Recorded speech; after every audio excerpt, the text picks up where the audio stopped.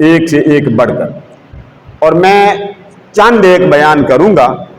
پتہ تو آپ کو ہے جمعہ کتنا قلیل وقت میں ہوتا، تو آپ کو پتہ چل جائے کہ ان مقامات کی تعریف کیا ہے. یہ لائٹ جل جائے گی، لائٹ. ان مقامات کا تعارف کیا ہے. یاد رکھیں، جبل ابو قبیس میں نے پچھلے جمعے بتایا، یہ وہ پہاڑ ہے جس کے دامن میں اللہ کا گھر ہے.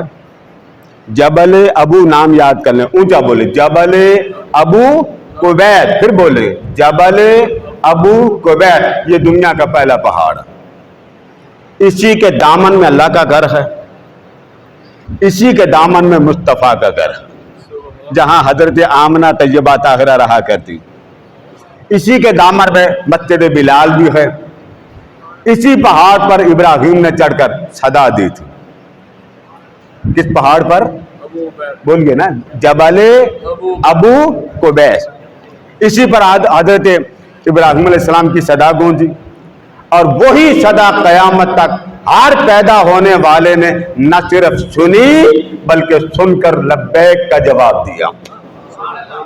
اور اسی پہاڑ پر جب منافقوں نے، مشرکوں نے اعتراض کیا تھا کہ اے محمد صلی اللہ تعالی علیہ وسلم، ہم آپ کو تب مانیں گے جب چاند کے 2 ٹکڑے کر دیں. کس کے؟ چاند. سونے نہیں دینا آپ کو. کس کے ٹکڑے؟ چاند. اور یہ بات کس سے کہہ رہے ہیں؟ آقا سے. آقا نے نہیں اللہ سے پوچھا اجازت ہے میں کر دوں؟ لوگ بڑا بولتے ہیں سارا اللہ ہی کرتا، اللہ ہی ہے، بس اللہ کی مرضی. اب یہاں مصطفیٰ سے وہ کہہ رہے ہیں کہ چاند کے کتنے ٹکڑے کریں؟ 2.